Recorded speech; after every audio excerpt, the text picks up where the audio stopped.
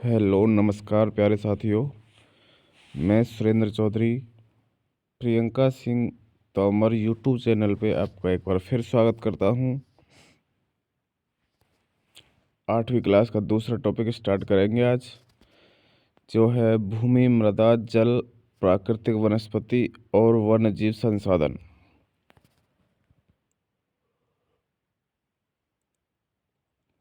आइए स्टार्ट करते हैं। तंजानिया अफ्रीका के एक छोटे गांव में माम्बा पानी ले आने के लिए प्रातः शीघ्र उठती है। उसे बहुत दूर जाना पड़ता है और वह कुछ घंटों के बाद लौटती है। इसके उपरांत वह घर के कार्यों में अपनी माँ का हाथ बांटती है और अपने भाइयों की बकरियों की देखभाल में मदद करती है। उसके पूरे परिवार के पास उनकी छोटी झोंपड़ी के चारों ओर चट्टानी भूमि का एक भाग है। माम्बा के पिता कठिन परिश्रम कर कठिन परिश्रम के बाद मात्र कुछ मक्का और सेम ही उगा पाते हैं। फिर भी यह उनके परिवार के साल भर के खाने के लिए पर्याप्त नहीं है।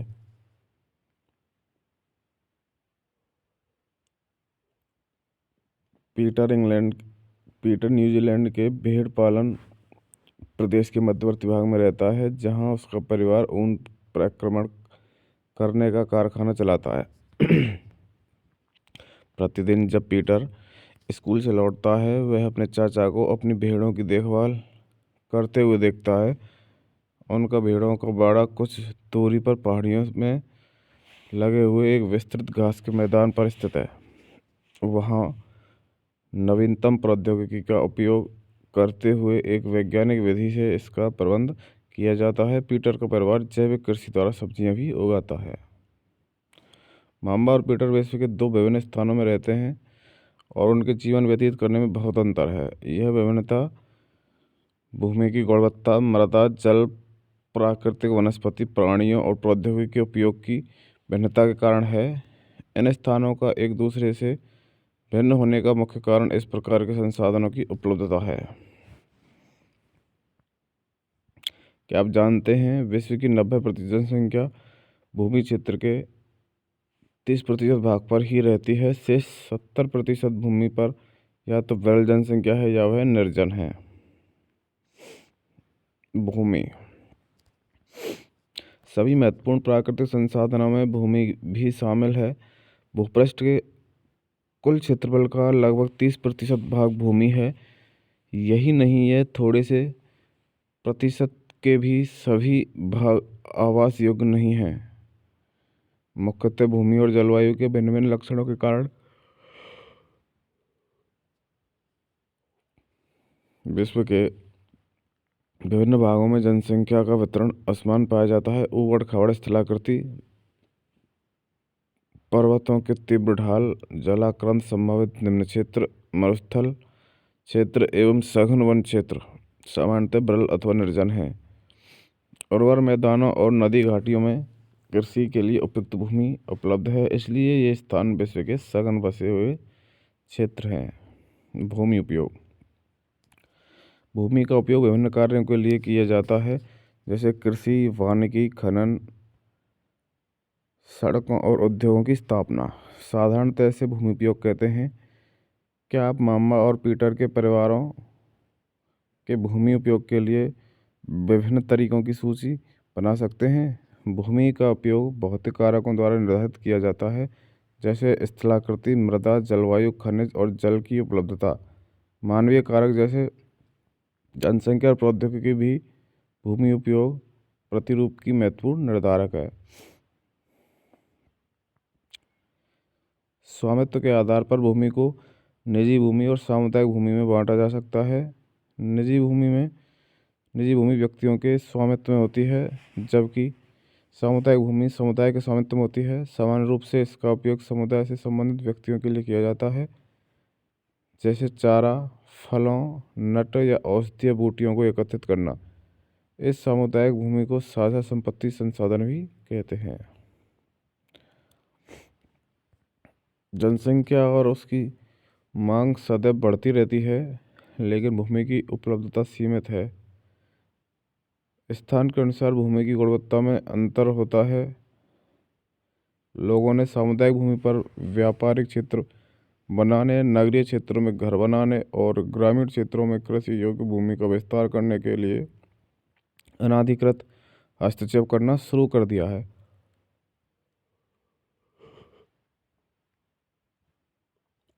आज भूमि उपयोग प्रतिरूप में व्यापक परिवर्तन हमारे समाज में सांस्कृतिक परिवर्तनों को दर्शाते हैं। वर्तमान में कृषि और निर्माण संबंधी गतिविधियों के प्रसार के कारण निम्नीकरण, भूस्खलन, मृदा अपरदन, मरुस्थलीकरण पर्यावरण के लिए प्रमुख खतरा है।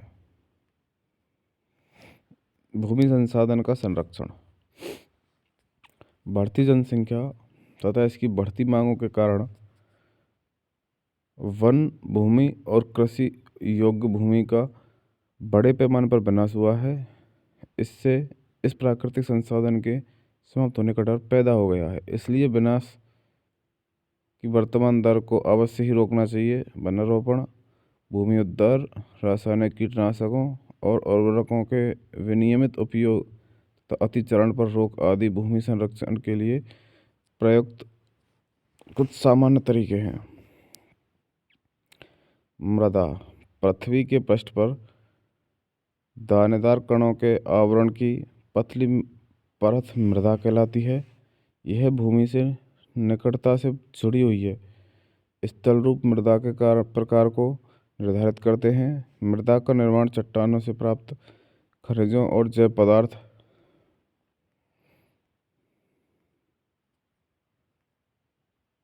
तथा भूमि पर पाए जाने वाले खनिजों से होता है। यह अपक्षय की प्रक्रिया के माध्यम से बनती है। खनिजों और जैव पदार्थों का सही मिश्रण मृदा को उपजाऊ बनाता है।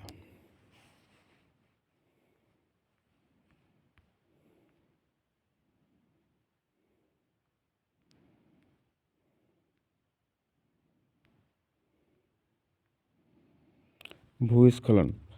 भूस्खलन को सामान्य रूप से शैल, मलबा या ढाल से गिरने वाली मिट्टी के वृहद संचलन के रूप में परिभाषित किया जाता है। वे प्राय भूकंप, बाढ़ और ज्वालामुखी के साथ घटित होते हैं।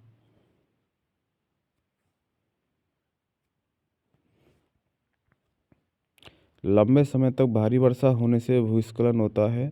यह नदी के प्रवाह को कुछ समय के लिए अवरुद्ध कर देता है। नदी अवरुद्धता के अचानक फूट पड़ने से निचली घाटियों के आवासों में विध्वंस आ जाता है। पहाड़ी भूभाग में भूस्खलन एक मुख्य और विस्तृत रूप से फैली प्राकृतिक आपदा है जो प्राय जीवन और संपत्ति को आघात पहुंचाती है और चिंता का एक मुख्य विषय है। एक वस्तु स्थिति अध्ययन। हिमाचल प्रदेश के किन्नौर जिले में रेकांगपिओ के निकट पंजी गांव में बड़े भूस्खलन के कारण राष्ट्रीय राजमार्ग 22 की पुरानी हिंदुस्तान तिब्बत सड़क का 200 मीटर तक का भाग नष्ट हो गया। यह भूस्खलन पंजी गांव में तीव्र विस्फोटन द्वारा हुआ था। विस्फोटन के कारण ढाल का यह कमजोर क्षेत्र नीचे गिर गया, जिसके कारण सड़क और गांव के आसपास के क्षेत्र में को क्षति पहुंची। पंजी गांव को किसी भी संभावित मानव विनाश से बचाने के लिए पूर्ण रूप से खाली करा दिया गया था। न्यूनीकरण क्रियाविधि। वैज्ञानिक विधियों के विकास से हमें समझने की शक्ति मिलती है कि भूस्खलन उत्पन्न होने के कौन कौन से कारक हैं और उनका प्रबंधन कैसे करना है। भूस्खलन को रोकने की कुछ प्रविधियां निम्न हैं। भूस्खलन प्रभावी क्षेत्रों का मानचित्र बनाकर इसमें प्रभावित होने वाले स्थानों को इंगित करना। इस प्रकार इन क्षेत्रों को आवास बनाने के लिए छोड़ा जा सकता है। भूमि को खिसकने से बनाने के लिए प्रतिधारी दीवार का निर्माण। भूस्खलन को रोकने का सबसे प्रभावी तरीका वनस्पति आवरण में वृद्धि है। सतही अपवाह तथा झरना प्रवाहों के साथ साथ भूस्खलन की गतिशीलता को नियंत्रित करने के लिए पृष्ठीय प्रवाह नियंत्रण उपाय कार्यान्वित किए गए हैं। शब्दावली। अपक्षय। तापमान परिवर्तन, तुषार क्रिया, पौधों, प्राणियों और मनुष्य के क्रियाकलाप द्वारा अनावृत शैलों का टूटना और क्षय होना। क्या आप जानते हैं केवल 1 सेंटीमीटर मृदा को बनने में सैकड़ों वर्ष लग जाते हैं। यह है मृदा निर्माण को प्रभावित करने वाले कारक। जैसे जनक सेल रंग, गठन, रासायनिक गुणधर्म, खनिज मात्रा, पारगम्यता और निर्धारित करती है। उच्चावच, तुंगता और ढाल मृदा के संचय को निर्धारित करते हैं। वनस्पतिजात, प्राणीजात और सूक्ष्म जीव ह्यूमस निर्माण की दर को प्रभावित करते हैं। समय मृदा परिक्षेत्र की मोटाई को निश्चित करता है। जलवायु, तापमान, वर्षा, अपक्षय और ह्यूमस निर्माण की दर को प्रभावित करता है।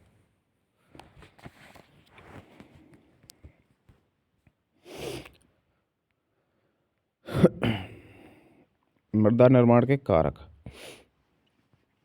मृदा निर्माण के मुख्य कारक जनक सेल का स्वरूप और जलवायु कारक है।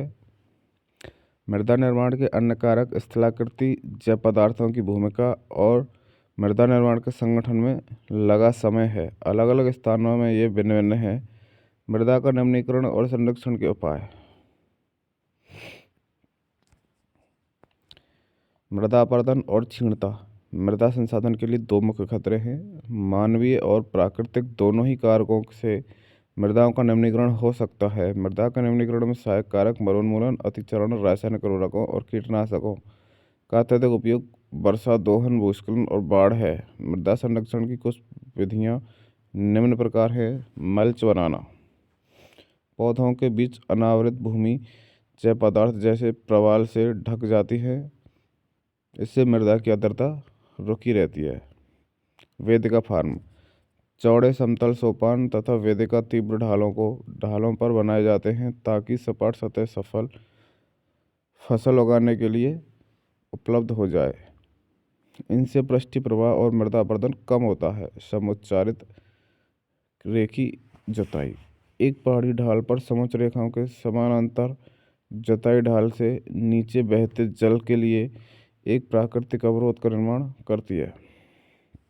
रक्षक मेखलाएं। तटीय प्रदेशों और शुष्क प्रदेशों में पवन गति रोकने के लिए कुछ कतारों में लगाए जाते हैं ताकि मृदा आवरण को बचाया जा सके। समुच्च रेखीय रोधिकाएं। समुच्च रेखाओं पर रोधिकाएं बनाने के लिए पत्थरों, घास, मृदा का उपयोग किया जाता है। रोधिकाओं के सामने जल एकत्र करने के लिए खाइयां बनाई जाती हैं। चट्टान बांध। यह जल के प्रवाह को कम करने के लिए बनाए जाते हैं। यह नालियों की रक्षा करते हैं और मृदा क्षति को रोकते हैं। बीज की फसल उगाना। वर्षा दोहन से मृदा को सुरक्षित रखने के लिए अलग अलग समय पर भिन्न भिन्न फसलों एकांतर कतारों में उगाई जाती हैं। क्या आप जानते हैं वर्ष 1975 में मानव उपयोग के लिए जल की खपत 3850 घन किलोमीटर प्रति वर्ष थी, जो वर्ष 2000 में बढ़कर 6000 घन किलोमीटर प्रति वर्ष से भी अधिक हो गई है। क्या आप जानते हैं एक टपकता नल एक वर्ष में 1200 लीटर जल व्यर्थ करता है। बात करते हैं जल। जल एक महत्वपूर्ण नवीकरणीय प्राकृतिक संसाधन है। भूपृष्ठ का 3/4 भाग जल से ढका है, इसलिए इसे जल ग्रह कहना उपयुक्त है। लगभग 3.5 अरब वर्ष पहले जीवन आदि महासागरों में ही प्रारंभ हुआ था। यद्यपि आज भी महासागर पृथ्वी की सतह को 2/3 भाग को ढके हुए हैं और विविध प्रकार के पौधों और जंतुओं को मदद करते हैं। महासागरों का जल लवणीय है और मानवीय उपभोग के लिए उपयुक्त नहीं है। लवण जल केवल 2.7% ही है। इसका लगभग 70% भाग बर्फ की चादरों और हिमानियों के रूप में अंटार्कटिका, ग्रीनलैंड और पर्वतीय प्रदेशों में पाया जाता है। अपनी स्थिति के कारण ये मनुष्य की पहुंच से बाहर है। केवल 1% लवण जल उपलब्ध है और वह मानव उपयोग के लिए उपयुक्त है। यह भौमजल, नदियों और झीलों में पृष्ठीय जल के रूप में तथा वायुमंडल में जलवाष्प के रूप में पाया जाता है। इसलिए अलवणीय जल पृथ्वी का सबसे अधिक मूल्यवान पदार्थ है। पृथ्वी पर जल न बढ़ाया जा सकता है और न घटाया जा सकता है। इसकी कुल मात्रा स्थिर रहती है। इसकी प्रचुरता में विविधता प्रतीत होती है क्योंकि यह वाष्पीकरण, वर्षण और वाह की प्रक्रियाओं द्वारा महासागरों, वायु, भूमि और पुनः महासागरों के में चक्रण द्वारा निरंतर गतिशील है। जैसा कि आप जानते हैं, इसे जल चक्र कहते हैं। मनुष्य जल की बड़ी मात्रा का उपयोग न केवल पीने और धुलाई में ही करता है, वरन उत्पादन प्रक्रिया में भी करता है। जल कृषि उद्योगों तथा बांधों के जलाशयों के माध्यम से विद्युत उत्पादन करने में भी प्रयोग किया जाता है। जल स्रोतों के सूखने अथवा जल प्रदूषण के कारण एलवड़ी जल की आपूर्ति की कमी के कारण बढ़ती जनसंख्या, भोजन और नकदी फसलों की बढ़ती मांग, बढ़ता नगरीकरण और बेहतर होता जीवन स्तर है।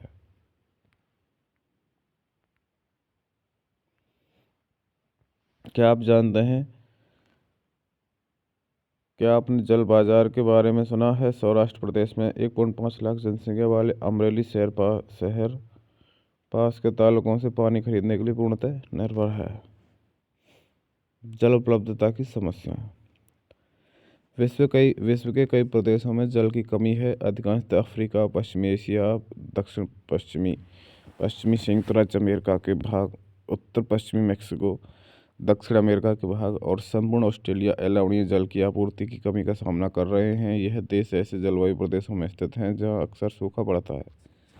उनमें जलभाव की अधिक समस्या बनी रहती है। इस प्रकार जल का अभाव मौसमी अथवा वार्षिक वर्षण से में विविधता के फलस्वरूप हो सकता है, अथवा अति उपयोग और जल स्रोतों के संदूषण के कारण भी जल का अभाव हो सकता है। जल संसाधनों का संरक्षण। आज के विश्व में शुद्ध तथा पर्याप्त जल स्रोतों तक पहुंचना एक बड़ी समस्या बन गई है। इस क्षीण होते संसाधन के संरक्षण के लिए कदम उठाने चाहिए। यद्यपि जल एक नवीकरणीय संसाधन है, तथापि इसका अति उपयोग और प्रदूषण इसके उपयोग के लिए अनुपयुक्त बना देते हैं। अशोधित या आंशिक रूप से शोधित वाहित मल, कृषि रसायनों का विसर्जन और जल निकायों में औद्योगिक वाही स्राव जल के प्रमुख संदूषक हैं। इनमें शामिल नाइट्रेट धातुएं और पीड़कनाशी जल को प्रदूषित कर देते हैं। इनमें से अधिकांश रसायन अजैव निम्नीकरणीय होने के कारण जल द्वारा मानव शरीर में पहुंच जाते हैं। इन प्रदूषकों को जल निकायों में छोड़ने से पूर्व वही स्रावों को उपयुक्त विधि से शोधित करके जल प्रदूषण नियंत्रित किया जा सकता है। वन और अन्य वनस्पति आवरणीय धरातलीय प्रवाह को बंद करते हैं और भूमिगत जल को पुनः पूरित करते हैं। जल संग्रहण पृष्ठीय प्रवाह को बचाने की दूसरी विधि है। जल रिसाव को कम करने के लिए खेतों को सिंचित करने वाली नहरों को ठीक से पक्का करना चाहिए। रिसाव और वाष्पीकरण से होने वाली जल क्षति को रोकने के लिए क्षेत्र की स्प्रिंकलरों से सिंचाई करना अधिक प्रभावी विधि है। वाष्पीकरण की अधिक दर वाले शुष्क प्रदेशों में सिंचाई की ड्रिप अथवा टपकन विधि बहुत उपयोगी होती है। सिंचाई की इन विधियों को अपनाकर बहुमूल्य जल संसाधन को संरक्षित किया जा सकता है। क्या आप जानते हैं, अपने घर की छत पर वर्षा जल एकत्रित करके इस जल का संग्रहण करना एवं विभिन्न उत्पादक उपयोगों में लाना वर्षा जल संग्रहण कहलाता है। औसत 2 घंटे की वर्षा का एक दौर 8000 लीटर जल बचाने के लिए काफ़ी है। प्राकृतिक वनस्पति और वन्य जीव। स्कूल के बच्चे हस्तशिल्प प्रदर्शनी में घूम रहे थे। प्रदर्शनी की वस्तुएं देश के भिन्न भिन्न भागों से एकत्रित की गई थीं। मोना ने एक थैला हाथ में उठाया और उत्साह से कहा, यह एक सुंदर हैंडबैग है। अध्यापिका ने कहा, हाँ, यह जूट से बना है। क्या आप इन टोकरियों, दीप, छत्रों और कुर्सियों को देखते हैं? वे बेंत और बांस की बनी हैं। भारत के पूर्वी और उत्तर पूर्वी आंध्र प्रदेशों में बांस प्रचुर मात्रा में पैदा किया जाता है। जैसी रेशमी स्कार्फ देखकर उत्साहित थी। यह खूबसूरत स्कार्फ देखो। अध्यापिका ने स्पष्ट किया कि रेशम कीटों से प्राप्त किया जाता है, जो शहतूत के पेड़ों पर पाले जाते हैं। बच्चे समझ गए कि पौधे हमें अनेक विभिन्न उत्पाद प्रदान करते हैं, जिनका उपयोग हम अपने दैनिक जीवन में करते हैं।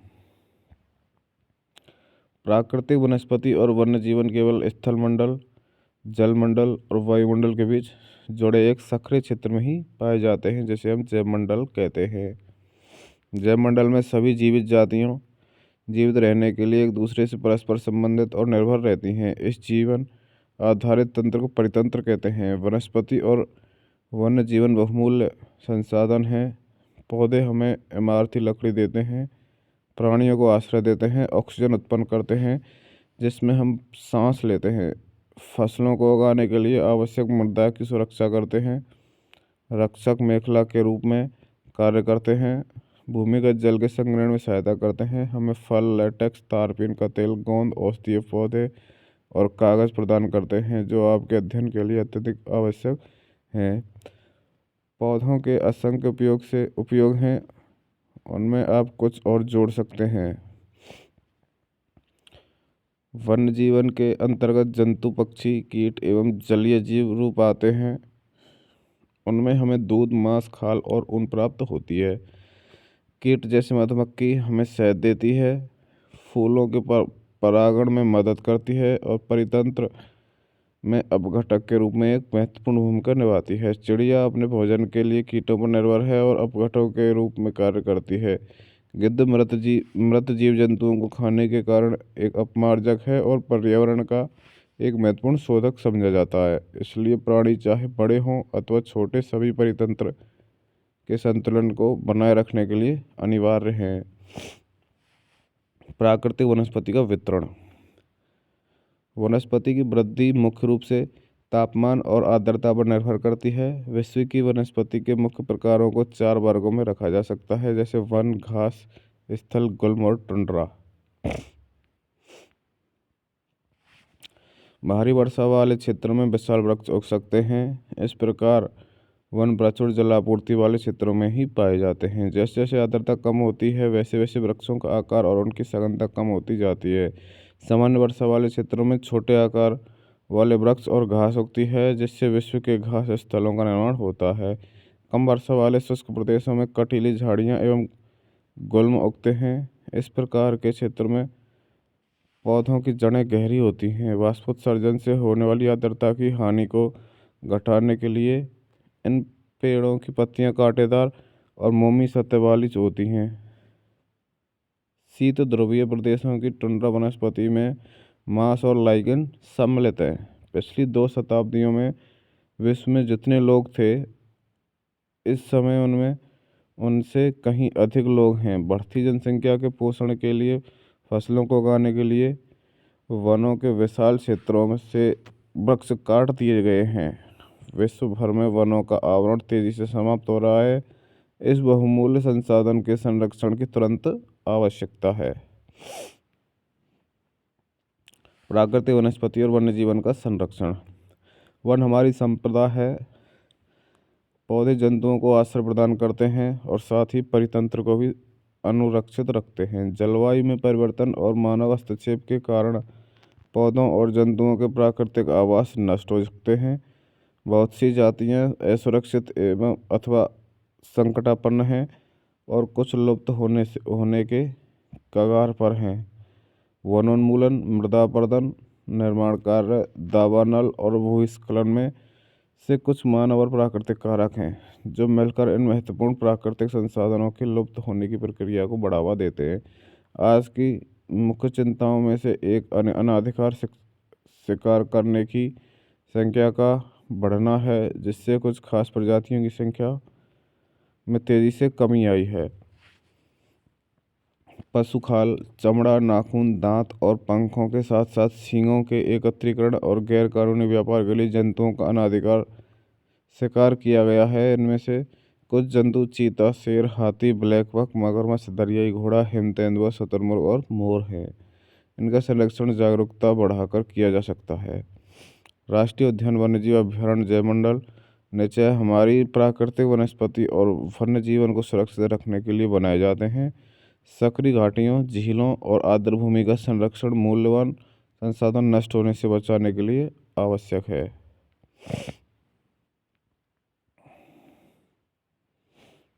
यदि प्रजातियों की सापेक्ष संख्या को भंग न किया जाए तो पर्यावरण में संतुलन बना रहता है। विश्व के अनेक भागों में मनुष्य ने अपने क्रियाकलापों से अनेक प्रजातियों के प्राकृतिक आवास में उथल पुथल कर दी है।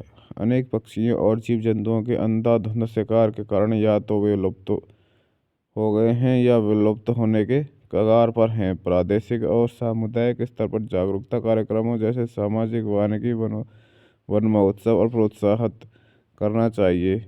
स्कूल के बच्चों को पक्षी देखने प्राकृतिक कैंपों में जाने के लिए प्रोत्साहित करना चाहिए ताकि वे अधिक विविध जातियों के निवास का अवलोकन कर सकें।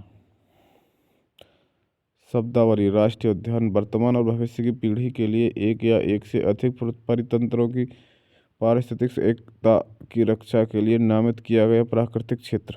बहुत से देश पक्षियों और पशुओं को मारने और उनके व्यापार करने के विरुद्ध है। भारत में शेरों, चीतों, हिरणों, भारतीय सारंग और मोर को मारना अवैध है।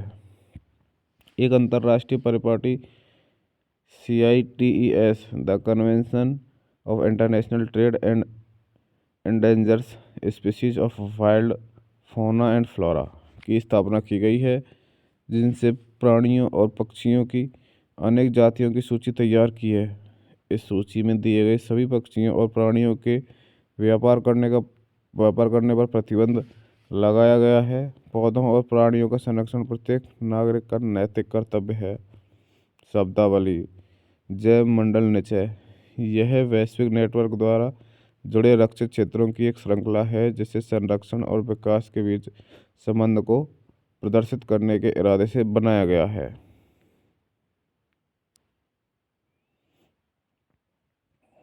ये हुआ आपका दूसरा टॉपिक क्लास 8 का।